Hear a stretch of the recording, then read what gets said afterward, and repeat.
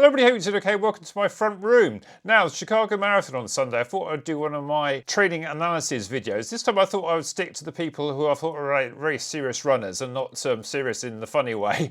But Matt Fox from Sweat Elite going for a sub 220. I think he might have a chance this time. Eric Floberg, a very up and coming runner and YouTuber. He's going for better than his PB of 2:38. And Yowana, who's probably the most prolific sort of runner YouTuber these days, taking over from Seth James Demore, who seems to now sort of step back from that. And it's very interesting to see how he goes. I think he could surprise a few people. Now, some people asked for me to do a recap of Berlin, and I thought I'd do that at the end. I didn't want to sort of steal people's thunders on it, because I mean, my opinions don't really count for an awful lot, really. And I don't really want to upset anybody. And so, yeah, let's just crack on with Matt. I did actually ask him in advance if he was happy to be covered, and he was. And he also recommended Floberg and Yowana I featured before, and he all seems amenable to that sort of stuff. So let's crack on. Okay, so this is Matt Fox of Sweat Elite. His PB is 2:20.46, and a bit like Nick Bester, he's had multiple goes at trying to break the sub 220. So I'm hoping this time will finally be the one. And I think, yeah, he's got every chance this time. So let's have a look at a bit more detail. So what I've done is, as usual, I've looked at the 14 weeks prior to the race, but I've not included the current taper week. So effectively, we're looking at a 13-week block, excluding that 14th taper week. So all the averages here and totals are for those 13 weeks, not the 14 weeks. So the first thing I think of interest here is that Matt has said himself that he's actually run more miles this time. And I think he said that 100-mile week there on the week commencing the 19th of August was the first time he's ever run 100 miles. And considering he's been virtually an elite athlete at 800 metres, I think he's got a PB of about 147 compared to my 155, makes me look like a bit like a jogger. So I can appreciate how good a standard that is. And also the fact that these people here, my PB for the marathon is 2:33.53. So these people are considerably ahead of me. And I don't think I would ever have got down to these sort of levels if I'm being strictly honest. First of all, I ought to congratulate Matt on his recent marriage to Reem. I think they've now been living in Chicago itself for the last sort of 6 months at least. So there's been quite a stable background for his training, and whether he'll continue to be there, I'm not quite sure. That remains to be seen. Perhaps we'll see how this marathon goes. But yeah, if you look at this sort of block, he said in his own videos that he sort of like went into a phase, we almost went back to his roots and started doing 5Ks and miles. I think he did about a 4:16, something like that, quite similar to my PB. So perhaps he was slightly disappointed with that mile time. But yeah, it certainly shows that it's a good turn of speed. And I think that's a lot faster than some of these other guys who are in the sort of the 220 bracket, and they're also coming for that 147 background. And I think he had a couple of 5Ks which were, yeah, decent. I haven't actually got the times to hand. I think they were sort of like just under 15 minutes, that sort of thing. So he came into the block perhaps a bit short of endurance, but high on speed. And you can see here for the first few weeks, this isn't necessarily when he decided himself to take up the actual marathon sort of block itself. But you can see for those first few weeks, although they're good mileage, they're sort of in the 70s. And it wasn't until like mid-August when he really ramped it up to those, what we got there, virtually like 6 weeks in a row of 100 miles or more or less, isn't it? So yeah, I think that alone would have given him a huge stimulus. And if you look here at some of the longest runs, again, they're sort of like ramping up. And I think it's quite similar to what Nick Bester's done there. But slightly more consistency in the long runs, I would say, from Matt. And I think overall, his overall training pace is a bit slower than Nick Bester. You can see that his overall training pace here is 7:07. And he doesn't tend to sort of like really cream some of the long runs quite as much as you might think. Although having said that, Chicago in the summer is very, very hot. And there was a lot of comments from Matt that this is like hard work. And he says here on this one here, long run shot for 42K and missed. I think that's just purely down to the warm weather. And I think the biggest concern I would have for Matt, as I'm sure he has himself, is the fact that he's had to drop out of a few races, or a few have sort of had to ease off because of this cramping. I think hopefully this time he's finally nailed it, but I think obviously there's also the danger of that happening. So if I was going to sort of be a betting man, I think yes, I think definitely in terms of the fact he said he's going to shoot for a 2:19 and nothing more this time, I'm going to sort of agree with him and say, yes, I think this is going to happen this time.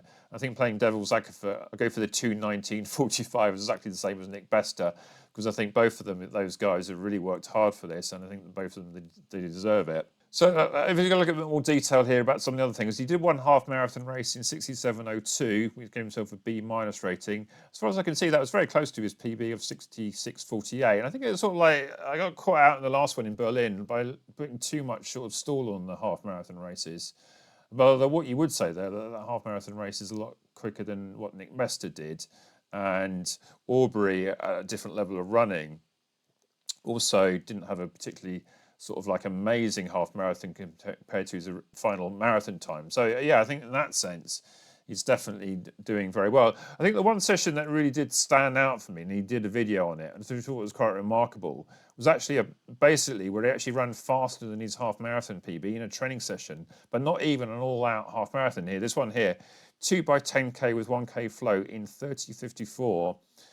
And then a 31:05. And I think he didn't actually quite run a half marathon. Okay, it was GPS. I think it was about 100 meters short. But I worked out that if he'd have done that extra 100 meters and that was a race situation and that was the right distance, he would have basically done about a 66-minute flat half marathon, which, as you can see, is a whole minute quicker than what he did. So in that sense, I think that's amazingly good form, and hopefully he's going to take that into the race with a lot of confidence. Although, of course, you would have to say, of course, that there's one thing doing a good half marathon, another thing doing a marathon. But I think if you look to this sort of mileage here, he's averaging 90 miles a week and 7:07 pace. If I have a quick look to what he did when I last analysed him, he was only averaging 68 miles a week there in the build up to Valencia in 2022, and his average training pace was actually a bit slower. So I think, yeah, you can actually see this, definitely feel like he's stepped up his training there.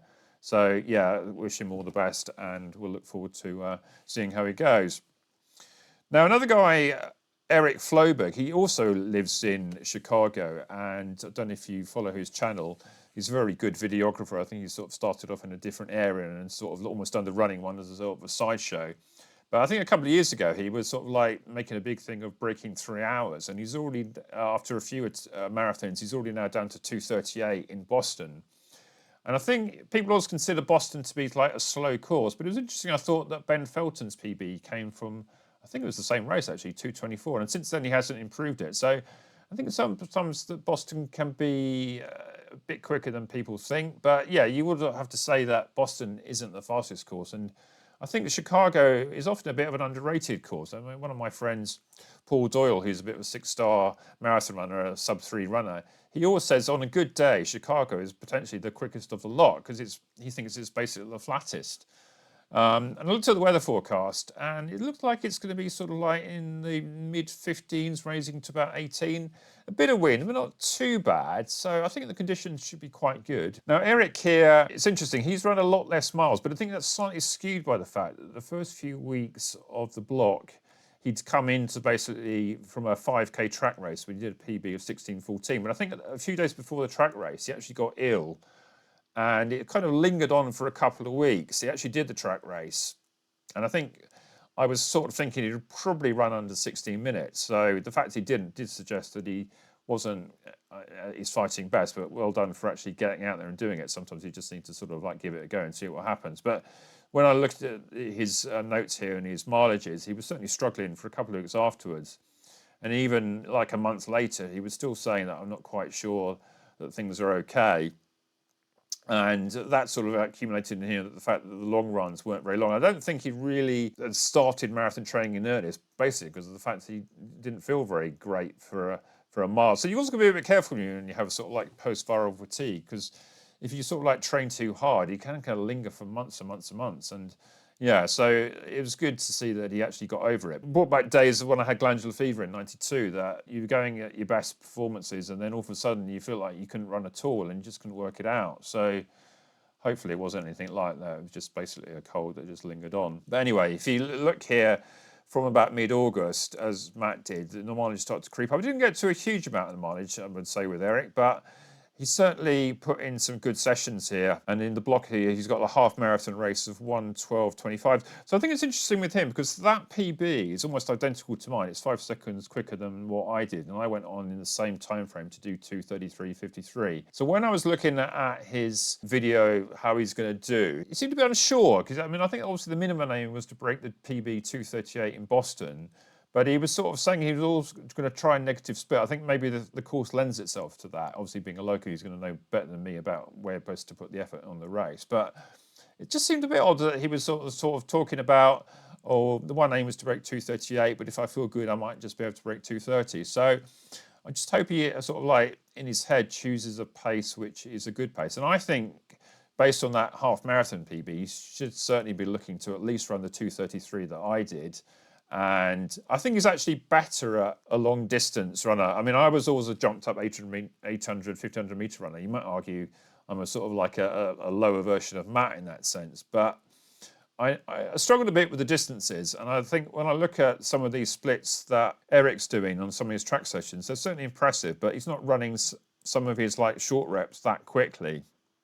I mean, you see here 8x800 in 2:36, which is, you know, very solid running, but it's not like amazing stuff. And I think that's just the key, that he's just running solid stuff here, like, you know, 6 miles at 5:39 pace, and then 3x1 mile, you know, at about 5:20. So that's about the sort of like 2:20 pace, but obviously that as mile effort. So, yeah, and he's sort of, looking for these comments here, feeling fit. So you can sort of feel the vibe sometimes in these Strava far more than some of the people that run less, who perhaps aren't quite so sure about where they're at. I think the better the runner you are, the more in tune you are with your abilities. Having said that, though, I think a marathon is the one race that you need, I think, to have a sort of a fairly solid idea of where you're at. I mean, obviously with Nick Bester in Berlin, he went off a bit slower than perhaps he was intending and then was able to pick it up. But you know, we're talking like, you know, 30 seconds difference. It's not like someone is like going to go out 5 minutes slower than they should do and hope to pick it up. I think the only thing that was slightly concerned about Eric, to me,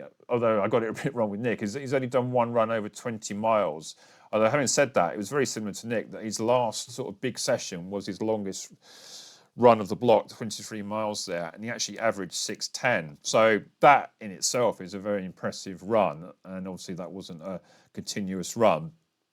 But he did do 6 blocks of 1 mile at sort of like a marathon pace, and 2 miles actually quicker. So I've got here 6:03 and 5:37. But those first 4 sets were into a tailwind, or with a tailwind behind.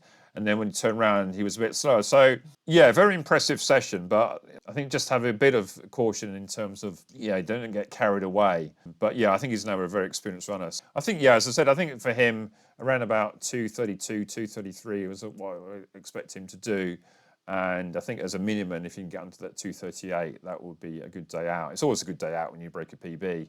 I mean, especially for me now that I'm just really struggling to actually even run at all, so I can hardly talk. But yeah, and that half marathon pace that was race was impressive, especially as he said it wasn't completely all out. He did a negative split there as well. Then we come on to Yowana. Now, I don't know if you follow him, but he's sort of getting a bit of a cult following on YouTube because he does these sort of like hour-long vlogs of his daily runs. And it's interesting, he didn't have a rest day in the entire block. Every week of the 13 weeks here, he ran every day. And he only had 1 week where he ran 59. Every other week was basically 100 or more. And he actually averaged for the 13 weeks, despite having a 1 week at 59, exactly 100, which is actually more than both Matt and Floberg did. Matt did 90 a week and Floberg did 64, admittedly a bit down because of those weeks when he was ill.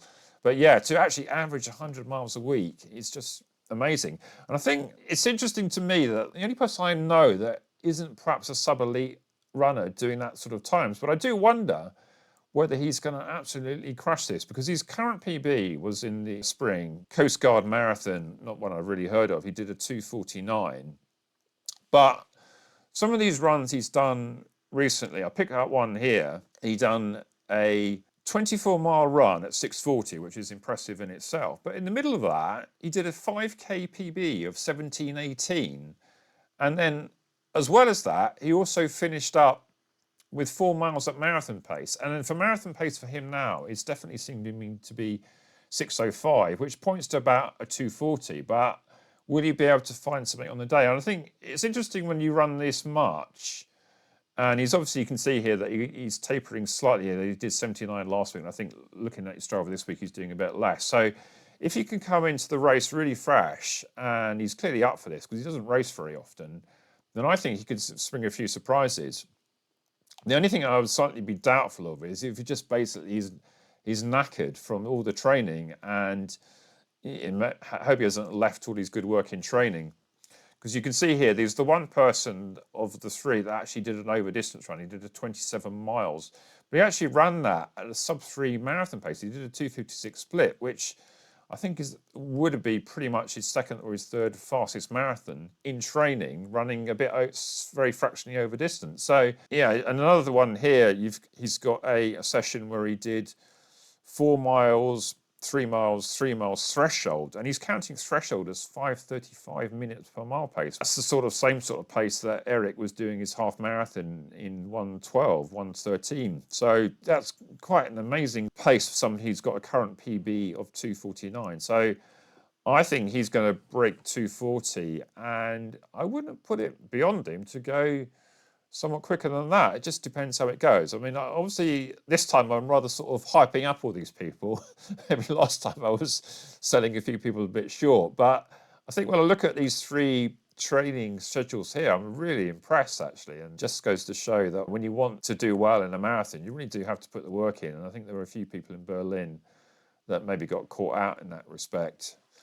I have to say Ben Felton being one of them, I think, which he's acknowledged himself. So yeah, so when you look at this, you think, well, these three are giving themselves every chance, and they seem confident in their abilities, which I think is a lot of the problem. If you've done the pace in training, you know what it feels like, you're confident, then that's exactly what I found in 2005 when I did my PB. I'd done a lot of marathon pace training. I'd done a lot of long runs. I was confident that I could do it, and I just needed to execute it on the day. And in the week leading up to it, I don't know if it was nerves or anything. I just felt ill, and I had to have a few days off. And it was a blessing in disguise, because I got to the race and I felt it was perhaps a bit fresher than I would have been. And because I was so used to the pace, I remember Mike Boucher came up to me, one of my people you might remember, accompanied me on my 55k birthday run a couple of years ago. And he said, "Oh, I think we're going a bit fast, Tim. I need to hold back." And he was the only person that actually overtook me in the second half. He steamed past me to a 2:28. So I always remember that in my head. But yeah, it just goes to show that if you come into a marathon confident and fresh, then it should go well. So let's have a quick look at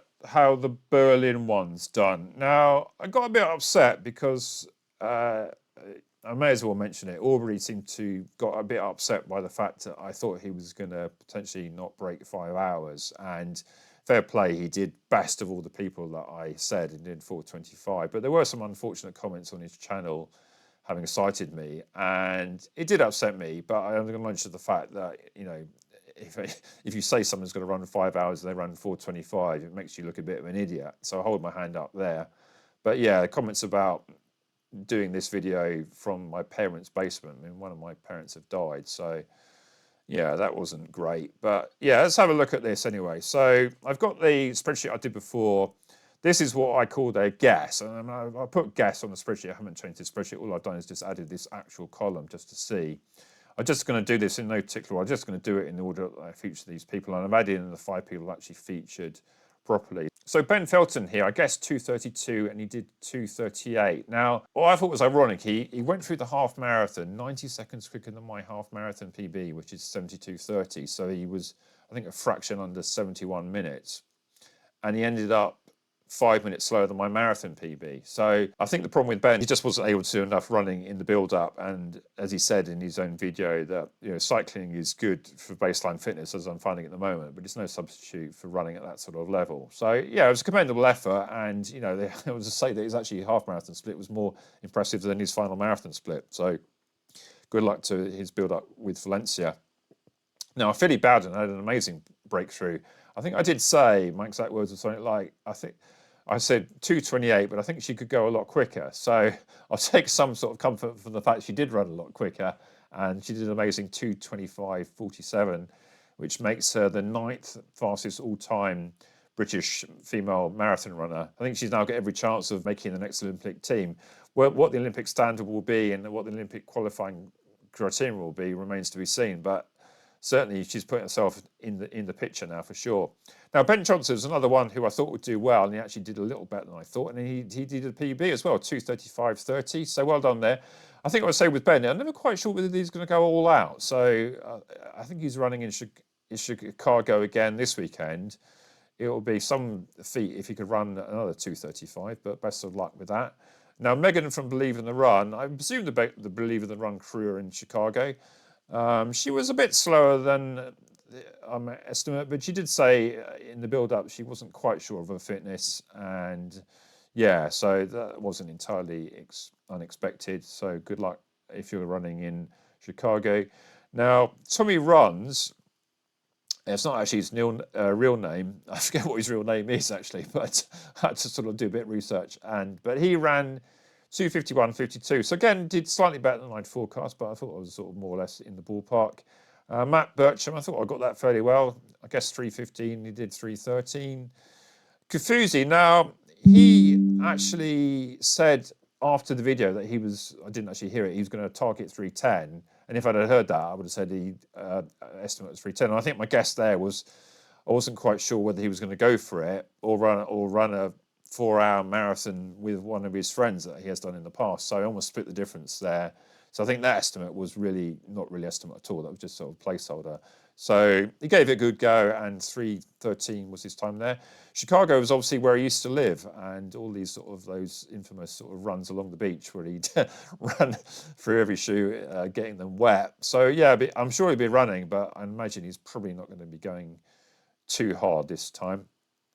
Drew Whitcomb, it turned out he actually commented on my video. He had COVID in the week build up to the race, so I think he did a very commendable effort there to actually do as well as he did. And 3:23.59 against 3:20 estimate. I think if he'd not had COVID, he'd almost certainly had run faster than that 3:20.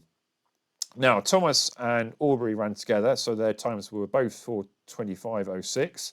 Now, it's sort of interesting that I sort of guesstimated Thomas's time reasonably well on the assumption that he'd be running on his own.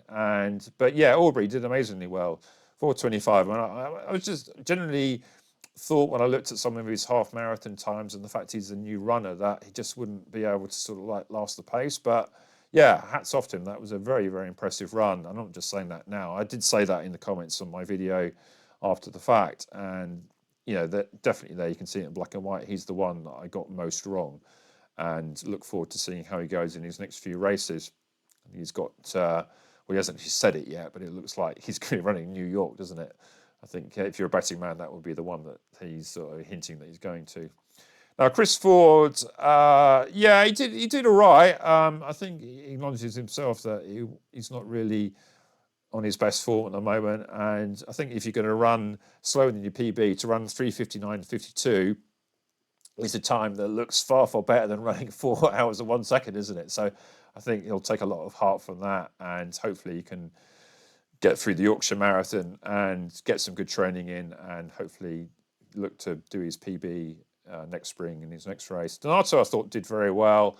He was on for a sub 3:00 more or less until halfway, and he just drifted off slightly, but I think 3:07 was a very commendable effort. I didn't think he would quite break 3 hours, and so, yeah, unfortunately, I was sort of right there. Ben Parks, well, again, Ben, I mean, he tried his best there, and I think he said he was hoping for about 2:45. I didn't actually give an estimate myself, but I didn't think he would be going all out for a time. Clearly, he's looking to Valencia. I think he was a bit disappointed by the fact that he wasn't able to keep going in the second half, but fair play to him for actually pushing that on through. And yeah, to get a 2:55 in those circumstances is not what he wanted, but I think it was a good run. And I think perhaps a bit of a wake-up call to him, same like the other Ben, that if you want to run a good marathon, then really need to be running more than sort of half measures with trying to prop it up with anything else. I think that's it's a get you round strategy, which is unfortunately basically what happened. But yeah, I think he'll do a lot better the next time. I think he actually might be running a marathon in Australia this weekend, so I'm interested to see how it goes there and whether he can actually place that one a bit more conservatively if he's using that as a training run. Oh, when I was playing this back, I realised I missed out the two people that are quite significant. So Nick Bester, of course, there finally got his sub 2:20, 2:19.45, and I think undoubtedly he was the most pleased runner in the entire field, I think. Although Philly Bowden, I think perhaps would come a close second, maybe even a bit of a toss-up between the two. But yeah, an amazing run by Nick as well as Philly. So Yeah, hats off to Nick. I have to admit, I thought he was going to just come up short again, but I actually got the estimate quite close, but the wrong side of the coin. So yeah, I was one of those ones. I was glad I was found that was actually wrong actually. And Robbie there, I just realised he's done a PB 3:26:15 as against 3:27, which was in 2018. So yeah, that's an amazing performance. He did actually comment on my video, and I didn't quite realise at the time that was actually a PB. So yeah, amazing run. He said he's running in Chicago, but he's pacing the sub 4 bus at 3:59. So if I was going to estimate what he's going to do, I think he's going to do a 3:59 because he told me to say that. So there you go. Hope that goes well. Right. Anyway, going back to Chicago then, I think we've got a potential 220 runner. We may at the outside have a potential sub 230 runner. And we may have a sub 240 runner as well. If I was betting man, I would say that hopefully we'll have a sub 220 runner and hopefully we'll have at least 2 sub 240 runners. How much under 240 they get remains to be seen, but it could be a fair amount, or it could be, as marathons goes, it may be the other way. Who's to say? Someone said, if I got all my predictions right, I'll be off to the bookies and lay down some odds. So yeah, I hope you found this interesting again. Like and subscribe on that, and see you on the next one. And what do you think of my predictions? Do you agree? Anyone else that you think is going to run well this time? We look forward to see if we can find a live stream this time. If we didn't find one for Berlin, I decided not to pay for the subscription. I paid for it last year, and I was only used it the once. So yeah, I think it's the Flow Sports one. But yeah, I'm sure there'll be one this time for Chicago, or maybe like that before. But yeah, funny in a way, isn't it, that you actually think that actually the YouTubers are more of interest now than the elite athletes. Although I think there's quite a lot of Americans who will be running in this, so I think there'll be some people that I can associate with more. I mean, I think you've got to admire the Africans, but sometimes I just think, well, I've never heard of you. So it's very difficult to sort of associate with people you've not heard of. I mean, other sports like golf and tennis, I'm into golf, so I probably know the players more than most. But even if it might be a top 100 player, I would have heard them. A top 100 marathoner is elite. I would really be struggling there. Anyway, I'll digress a bit. So yeah, let's see how it goes on Sunday.